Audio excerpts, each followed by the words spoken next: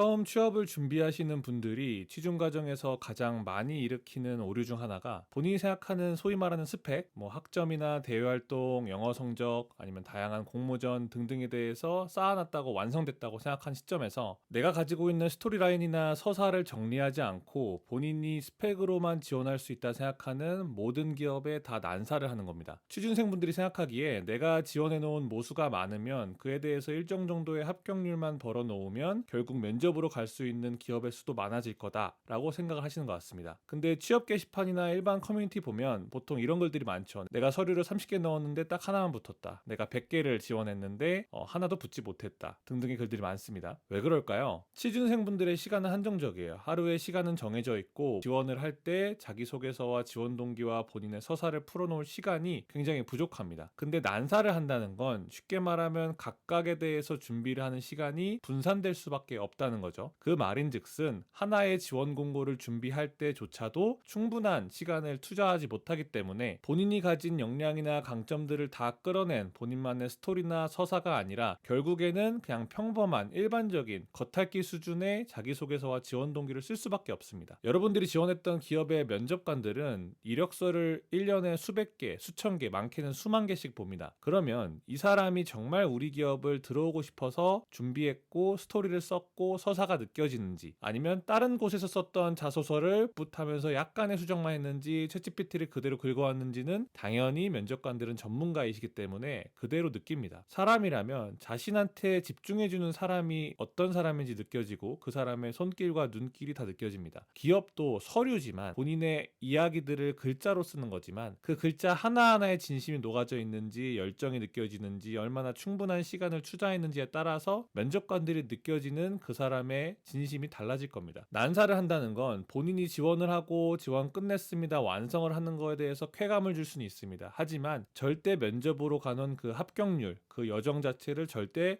높여주지 않습니다. 주변에 보면 이 사람은 서류 한 10개, 15개 붙었다. 이런 사람은 난사가 아니고 뭐냐. 그런 사람들은 여러분들이 보시기엔 난사겠지만 각각의 기업을 철저히 공부하고 여러분들이 안 보는 곳에서 밤을 새서 그 공고에 대해서 준비하고 본인의 서사를 썼을 겁니다. 전 난사가 어떤 거라고 생각하냐면 어떤 기업에서 채용 공고를 냈습니다. 그 공고에 대해서 어떤 직무인지 어떤 역량을 요구하는지를 다 얘기하고 있습니다. 근데 그거에 대해서 명확하게 파악하지 않고 제대로 이해하지 않고 무조건적으로 자기의 말만 쓰는 게, 자기의 말만 준비하는 게 난사라고 생각합니다. 본인이 어떤 기업의 자기소개서를 쓰고 지원 동기를 쓰고 포부를 쓰고 성공 경험을 쓰고 그거에 대해서 만족하지 마세요. 그 행위 자체에 대해서 만족하면 안 됩니다. 정말 본인이 서류 합격을 통해서 면접관의 얼굴을 보고 싶다면 그만큼의 열정과 진심이 느껴지도록 어떻게 하면 나의 경험과 장점을 잘 얘기할 수 있을까? 강점은 어떤 말로 하는 게 표현이 좋을까? 어떤 키워드를 해야 면접관들을 사로잡을 수 있을까 등등을 충분히 고민해야 됩니다. 그렇지 않은 무조건적인 난사는 그냥 그 행위 자체에 만족하는 것이라 생각합니다. 취준 생활을 처음 하는 분들은 처음부터 내가 갈 수 있는 기업의 한계를 정해놓을 필요는 없습니다. 난사를 한다는 거는 그만큼 본인이 가고 싶어하는 회사나 하고 싶은 직무가 뚜렷하지 않다라는 거에 대한 반증이기도 한데, 그러기보다는 본인의 한정된 시간을 정말 투자할 수 있는 몇 군데, 한 10군데라든지 20군데 정도만 정해놓고 이 기업들의 채용 공고나 홈페이지를 북마크 해보시고 목표를 삼아서 도전해보세요. 시장에서의 내 가치에 대해서 파악을 하면서 본인의 지원 수준을 더 고려할 수는 있겠습니다만, 본인이 가지고 있는 실력과 서사, 그리고 소위 말하는 스펙, 어느 정도의 수준이 된다라고 생각이 되시면 본인이 처음부터 갈 수 있는 기업의 선을 정해놓지 마시고요. 가고 싶어하는 회사의 리스트를 보세요. 그 리스트를 정해놓는 행위만 하더라도 본인의 뚜렷한 목표 의식이 생기고 목표를 향해서 걷게 됩니다. 그러다 보면 목표를 걷기 위해서 어떤 것들이 필요하고 어떤 준비 과정이 더 필요하고 내 강점들은 뭐고 가능성은 어느 정도가 보일 겁니다. 난사의 역효과는 굉장히 커요. 본인이 난사를 하다 보니까 서류 합격률은 당연히 떨어지게 되고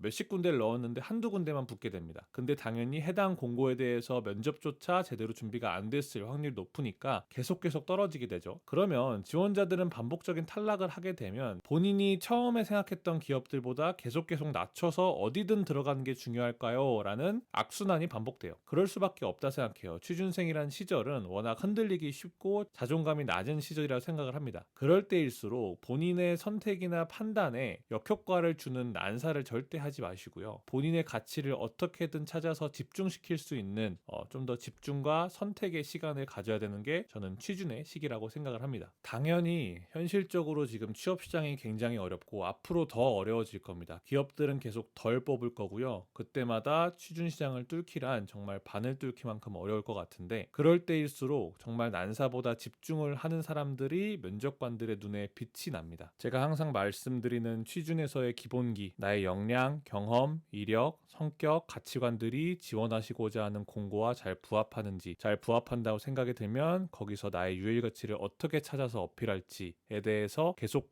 좀 더 집중해 보세요. 그 기본기가 탄탄해질수록 서류의 합격률은 높아갈 거고요. 본인이 뚫지 못해봤던 티어에 있는 회사들도 서류의 합격기를 내줄 겁니다.